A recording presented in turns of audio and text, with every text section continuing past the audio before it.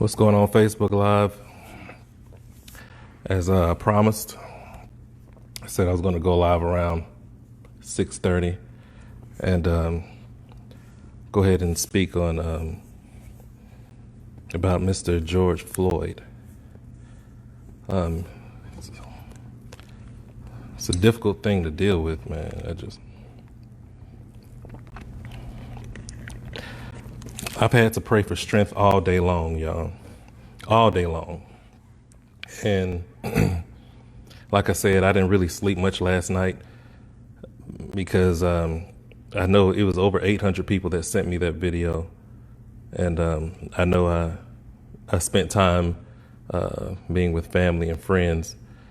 And I waited till I got home, till I got settled down, and I watched it before I went to bed. And that just totally ruined my day. Before I get started, guys, and some of you all are new to my page or whatnot, a lot of you all know me by now. I don't bite my tongue on anything. I do get a lot of trolls from time to time that think otherwise. They say, well, hey, Deputy Woodard, why aren't you outraged? You don't know if I'm outraged or not, because evidently I am. I'm very pissed off. Hey, Deputy Woodard, you got a platform. Why don't you use it and stop sitting on the fence and start, if they're going to do this to us, why don't you do it to them? I'm not that kind of person.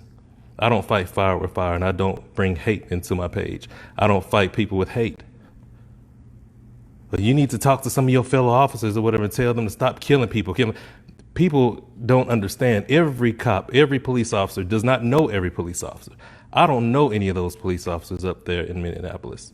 Okay, I know police officers in my department, and we have a lot of good officers that I work with. I haven't seen them do anything wrong, and then they're getting blamed because just because of the color of their skin. Well, just like today, one of them came to me and said, Woodard, I heard what happened. I saw the video, but I didn't do anything like that, and people, are attacking me and stuff like that, man. And I even showed them some of the video that happened today, and they were disgusted by it.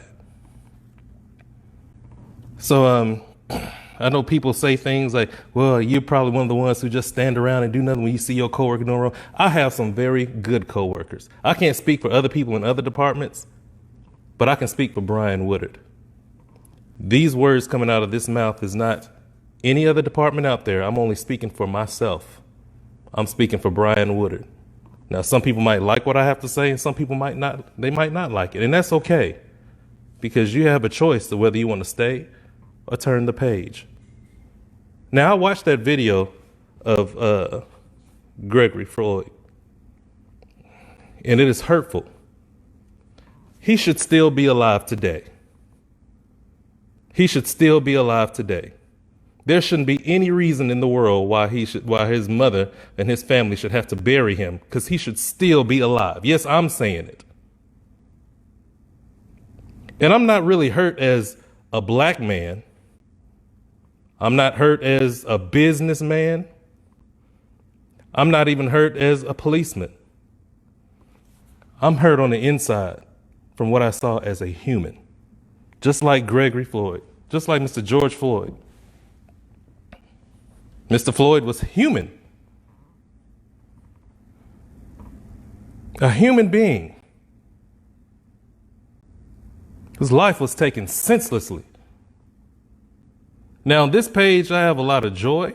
I have a lot of happiness. I like to build that bridge between the community and law enforcement. But it's so hard when you have these stupid cops that get out there and mess it up for all of us. Mess it up for the ones who are actually out here trying to work and provide for their families and do their job.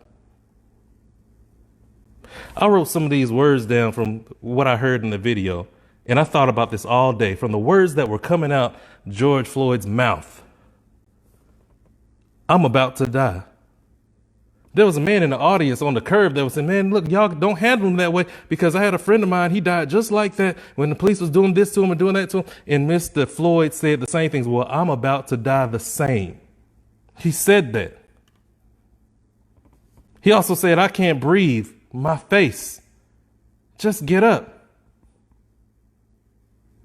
I can't breathe. Please, your knee is in my neck. And then to hear a grown man, knowing that he's helpless, call for his mother.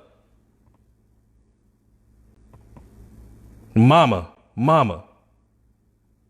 And some of you ladies who have children, you know how hard it is when you know your child is in need or if they're hurt and they're calling your name and sometimes you might not get to them right away. It does something to you on the inside. He also said, my stomach hurts, my neck hurts, everything hurts. Look at the video. These are the words that are coming out of this man's mouth on the ground. Please, please, officer. Please, please. I can't breathe, officer. I believe his last words were, I cannot breathe. Do you know how hard it is to try to bring peace and love in a community when you still have a lot of rotten apples and bad apples? It is very hard. And I'm going to say it. Some people do not need to be in law enforcement. It's an embarrassment. But I'm not worried because God is going to deal with those. God is going to definitely deal with those. And then the crazy officer that's standing out there looking stupid in the middle of the street. Yes, I said it, looking stupid at the people. They're telling him, look what you're doing. You're hurting him. He can't breathe. And the thing that comes out of his mouth is, oh, well, that's what you shouldn't do. Don't do drugs. I don't care what kind of drugs this man was doing. I don't even know if he was actually on drugs or not. I don't care. But if he was on drugs, I don't care if he was doing crack. I don't care if he was shooting up. I don't care if he was even smoking weed or snorting cocaine. Does that mean that his life is worthless? No, it does not. Does that mean he's less of a person because he's made mistakes or he has something in the system? No, it does not. People act like they get so high and mighty that they forget where they come from. There's a lot of people who have crazy problems in their family too, like drug. I have them in my family. Do I have people who have smoked crack in my family? Yes, I have. Do I have people that smoke weed in my family? Yes, I have. Yes, I do. Do I have people who've had drug problems and alcohol problems or whatever problems? Yes, I'm saying that as an officer. I have that in my family as well too. But that does not mean that I sit there and I look down on them and thinking that their life is worthless and life is lesser than life that I have. Like their life is more, like my life is more important than them. No. Who do some of these people think they are? When they get in some of these high positions and they think they're doing well and they're making money and they wear a badge and whatever the case might be, some people are wearing it the wrong reasons because they forget where they come from. Our job is to serve and protect the community. That's what we're supposed to do. And a lot of people that get in these offices or get in these positions, they forget that. They act like their life is just petty. I don't care what this man was on. They can say whatever. I don't care if they said he was on sandpaper. He was still loved by somebody. He was still loved by somebody, y'all. From what I saw and what I showed some of my officers that I'm friends with and that I work with, when they saw the video today, even of the opposite race, even the white, they said, Woodard, that's just plain murder. Why would they do that? Yes, it is. Plain murder. Plain murder. What I saw in that video, guys, was disturbing. A lot of people don't know this, but coming up as a young teenager, I used to work in a funeral home. And thank you and kudos to John Beckwith, who owns the Golden Gate Funeral Home in Dallas, Texas. He took me up under his wing. And back when I used to work the morgue at a young age, I've seen people come in there all kinds of ways, cut up, shot up, dead, cancered out, whatever the case might be. That man's eyes got really big in that camera while he was laying on the ground, just like this, and then they relaxed. He died at the scene. He died at the scene. He took his last breath on Facebook Live. Could you imagine how his family feels if his family saw that? They saw it. And there's nothing they could do about it right then and there.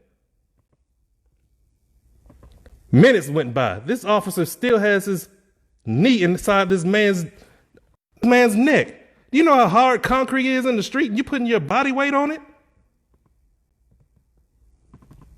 More time went by. He still has his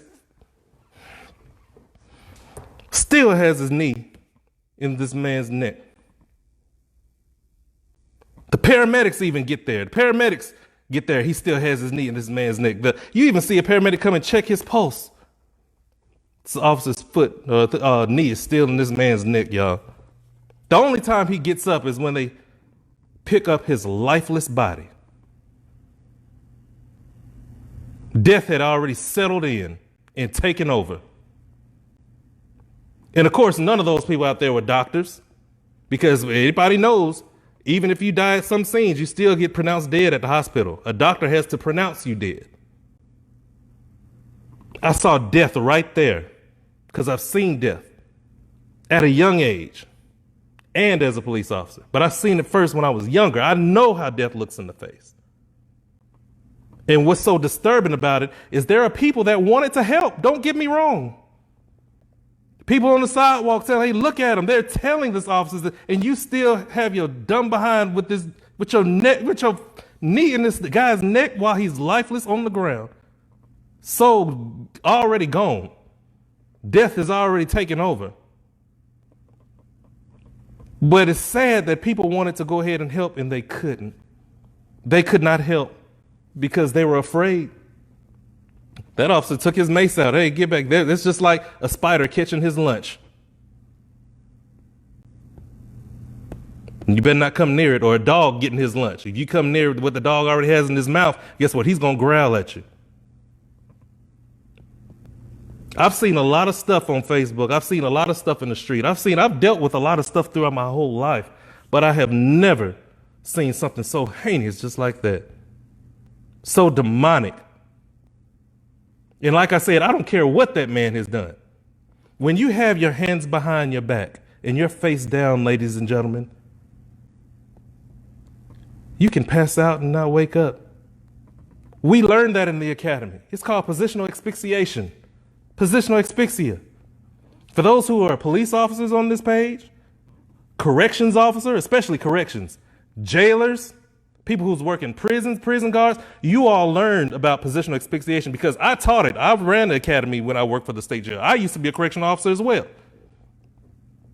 We had a whole course talking about positional asphyxiation. Because when you're face down and your arms are behind your back, your chest, your rib cage, your lungs need to expand so you can breathe. But by you being combined and bound and face down with your hands behind your back, it's hard to get oxygen. It's hard for your lungs to expand. So one thing that we've always learned, well, and I've learned it myself, if you ever get a criminal, if you catch him, if you put him down and handcuff him and he's detained, roll him over to his side so positional asphyxiation will not occur. It says the same thing. Every book, if you get into combat with somebody or a fight, when you take him to the ground and place him on the ground, place hand restraints on him, which are handcuffs, roll him over to his side so positional asphyxiation will not occur. Even if he's combative or he's fighting or whatever the case might be, if you have care, custody, and control of that person, he's already restrained, roll him over to his side or put him on his behind so positional asphyxiation will not occur. Look it up. That's something that you should know. That's something that those officers should have known. Positional asphyxiation, there it is right there, guys. Google it. Is a form of asphyxia, which occurs when someone's position prevents the person from breathing adequately. Positional asphyxia may be a factor for people who die suddenly in a hogtie restraint, either by police or prisons or correctional officers, military or healthcare. That's one of the reasons why you don't see police officers and law enforcement agencies. Remember back in the day, they used to hog tie people, put their hands behind their back, and if they're combative, they tie their legs up behind their back with it too. You can't do that anymore because people kept passing away. It's called positional asphyxiation. Look it up. And the other part about it, you have officers there that know this. That makes it so bad for all of us. And you know this. And that crazy officer just standing there looking stupid knows this. And you think it's okay. It's not okay. All these officers out here trying their best to be all that they can be and work hard and take care of their family and have to come back and deal with this. And I say that because I deal with it. I'm not one of those kind of officers. I treat people with dignity and respect. And I do teach at the academy from time to time. And when I don't care what subject I teach at the academy, I tell the cadets all the time, remember, if there's anything that you must do or that you must not forget, is always remain humble, because there's somebody's mother you're dealing with, somebody's brother you're dealing with, somebody's uncle, somebody's cousin, somebody's son, somebody's daughter, whatever. Somebody loves that person who you're dealing with. It's important to be humble all the time. And it's sad that even when I was pulling people over from time to time, some people, they got relaxed when they saw me. I pulled a person over one time, oh, thank God it's you. That should tell you something. Well, this officer is going to do the right thing. I don't have anything to worry about. We've gotten to that point. Let me tell you all one quick thing. I had a similar situation in Dallas. Okay, this guy was, I don't know what he shot up. They said it was methamphetamine or speed, whatever it was. Anyway, we got in a fight in the middle of the street in full uniform. I'm fighting this guy. I'm by myself. I didn't have a partner with me at the time. I maced this guy. I even batoned him. Yes, I did. But he would not go down. I'm not Superman. This does not make you Superman. What did the people do? The public, they started taking their phones out and started to record me. Nobody would help. Everybody sees that, hey, I'm trying not to do any kind of harm to this man. And I laid on him, on his back, until the sheriff's department got there, until the police department got there, because I could not fight anymore. Had I had shot that young man, it would have been another thing about, oh, it's an unarmed shooting, or he didn't have to do that. He didn't have to do this. There's certain things, officers, that you can do to prevent a lot of these things. Sometimes we're placed in bad decisions and bad situations, and I understand that. But for me, I remember it like it was yesterday. I took a risk that day, and I ended up going to the grand jury. And one of the questions that they asked me, some officers know what I'm talking about. The grand jury, where you have these tables and rows of people sitting before you, it's two levels, one level and two level, and they're throwing questions at you back and forth, back and forth. And one of the questions was, well, Deputy Woodard, if your life was in danger, which it was, because we saw this video and we saw this and we read the statements from people and whatever, how could you not, why did you not use deadly force? And my simple answer was, because I laid on top of him and I held on because I knew help was coming until help arrived. Sometimes you have to make the right decisions. Now, could that be justified? Could I have done something? It could have went either way. But I love people too much. Some people that have problems with drugs and things like that, I still love them. They're still our people. Regardless of what race they are, they're still loved by somebody. And that's when I talk about power. Because a lot of people have certain powers and they abuse it. God gave us all power. He gave us our own individual power. Everybody on this page, how many people watching? About 8,000 people, 8.2 thousand people watching. God gave everybody a type of power on this page by hand, single.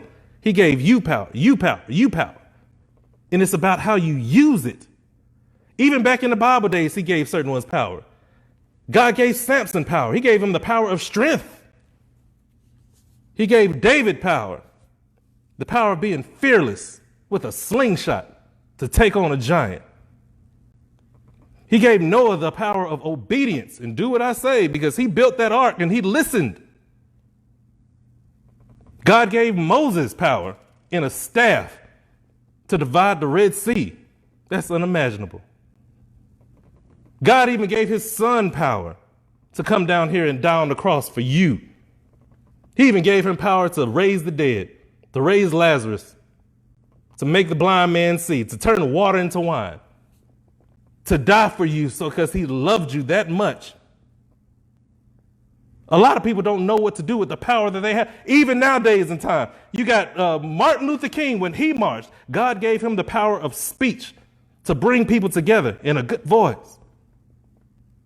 Pure love, nonviolence. He gave him that power, because some people can't hold on. They just want to be violent, violent, violent. And I understand how some people feel. You go down the list, gave the president power of state, power over America, power to make this decision, power of that decision. Governors, mayors, elected officials. He gave them power to make certain decisions for powerful people. Let me get out on the pastors, y'all. Pastors and preachers. He gave them powerful to be powerful leaders to the flocks that are lost. Teachers, I can go on and on. Scientists, the powers of knowledge. People who work in restaurants, cooks, chefs, gave them the power to put a lot of things together that we wouldn't think of just to make it taste good. You can go on down the line. Firefighters, dentists, people working in stores. Everybody has a certain type of power that God gave them.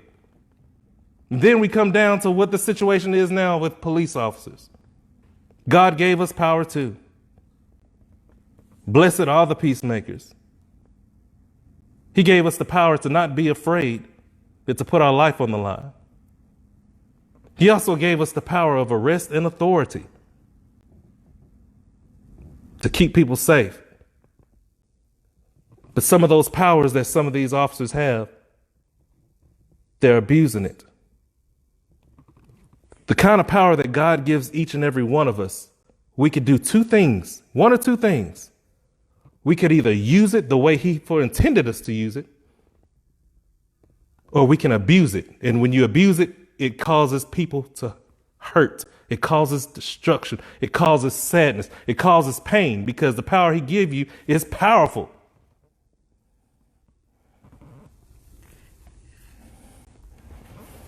And I think of 2 Timothy 1:7. For God has not given us the spirit of fear, but the Lord has given us power. Gave us the power of love and the sound mind. A lot of people just don't understand that. I hate to see people abusing their power. I saw the riots, you all, and I hope this message really reaches to a lot of people in Minneapolis. I saw the riots online because of the death of him, because of the death of Mr. Floyd. It's confusing. I've seen people throwing and smashing bricks on police cars, protesters throwing rocks and throwing bricks through squad car units, and people destroying property and people making fire bombs. And you all listen, that is not the type of power that God gave you. He didn't give you that type of power. He did not give you the power of hate. I know you're struggling. I know you're mad, because I'm mad. I know you're upset. And to add on to that, people have been around sitting at home due to COVID-19, sitting in the house all day long, wanting to go outside.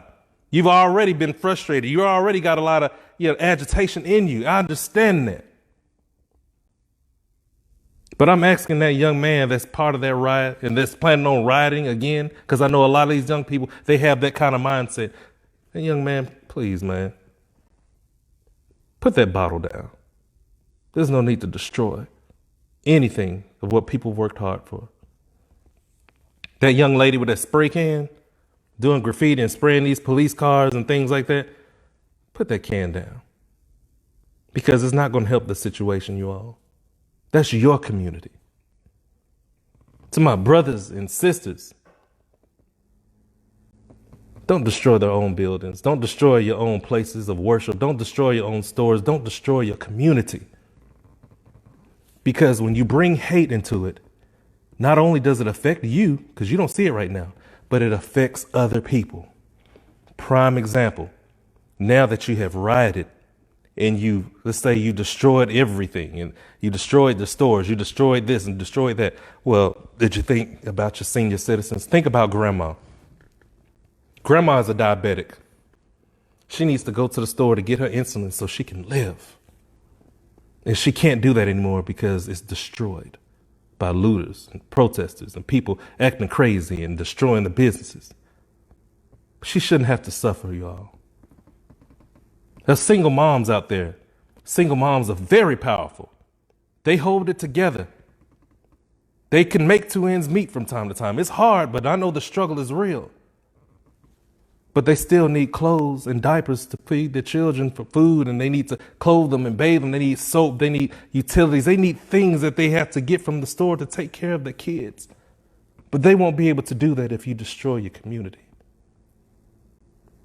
They will have to go way yonder to go to another store, or way yonder to go to get this. And some people don't have vehicles, y'all. Everybody is not blessed like everybody else. You're only hurting yourself. So I ask you guys, and there's a lot of celebrities that I know around that's been on my page before too, use your platform to help me bring love back. Because it's so hard to try to bring people together. Some people have positive platforms that they can use for the good. If God gave you that type of power, use it for the good. I've called out certain people that I know are good celebrities. I know it's not in scandals all the time. Just like when I said Ellen DeGeneres last time, use your platform to help these people. Steve Harvey, use your platform to help these young men and women. These are people who I'm calling out that do an excellent job, and I commend them. But it's times like this, we need to come together more than ever. Do not allow yourself to let the devil use you guys. Because if there's anybody frustrated, or if there's anybody that's hurting right now, or if there's anybody that's mad that needs us right now, is George Floyd's family. They need us. Don't get so caught up in rioting and getting frustrated and things like that, which I know that's the human part of you. Somebody's still sad back there. Somebody still needs you. Somebody still needs to be sad. They wish they had their child back. They wish they had their family member back. They don't have them anymore. They need us. There's some people out there that, like I said before, that really don't need to be police officers because they don't know what it feels like to serve. We can wear a badge all day long.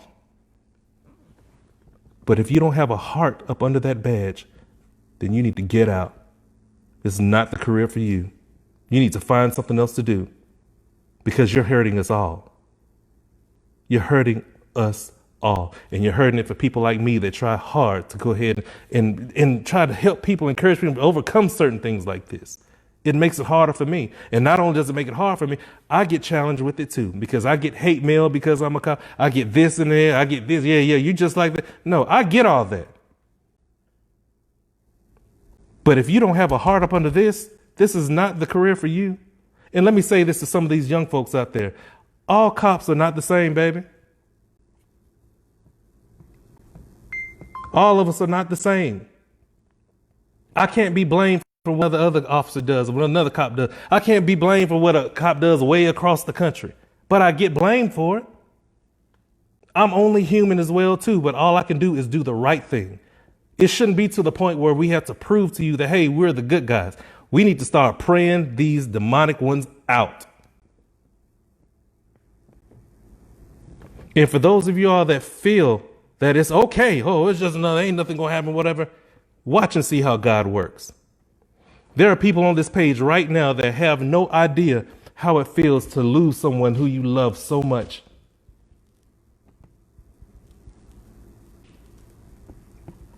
Could you imagine your son, for those of you that have children, laying on the ground? Put yourself in his place. What if that was your son and you're watching him and you can't do anything about it?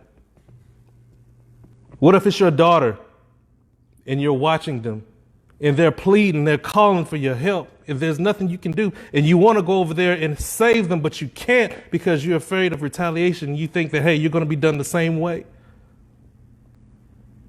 For those of you all that would like to get a feeling of it, I want you to close your eyes right now for 30 seconds. And I want you to imagine somebody in your family or in your life that you cannot live without. And you put that person on the ground with somebody's knee in their neck and they're crying out to you that they can't breathe. And you sit there and you watch them pass away. Think of it as your family member. 30 seconds of silence. Just 30 seconds. Think about your family. Starting now.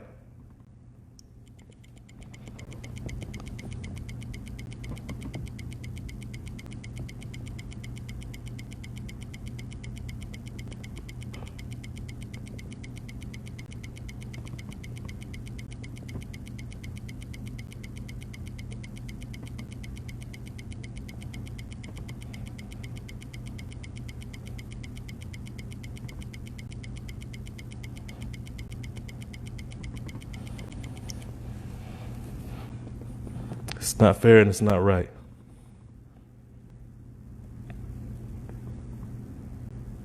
You all continue to pray for his family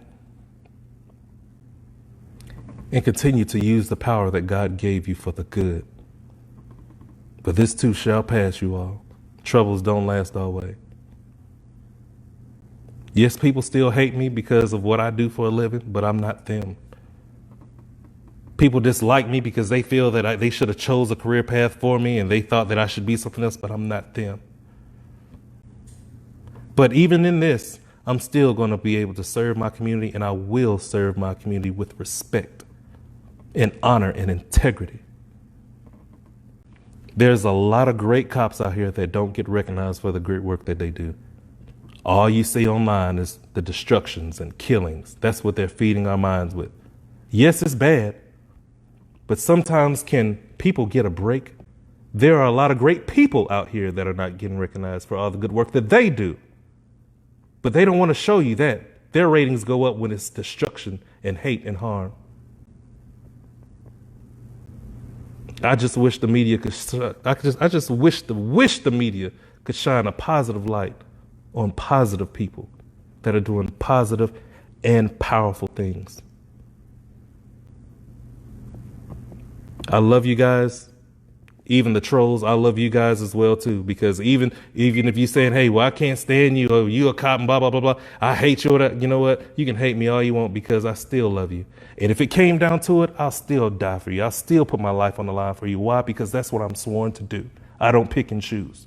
It doesn't matter what color you are. It doesn't matter how big you are. It doesn't matter what race you are. It doesn't matter what your religion or your creed or what you like to do or your personality or your lifestyle. I love people and I will serve you. I took my oath seriously. That's why I always say I refuse to see hate live while love dies. I refuse to see hate live while love dies. I know the power that God gave me, and I know how to use it. Do you know how to use yours?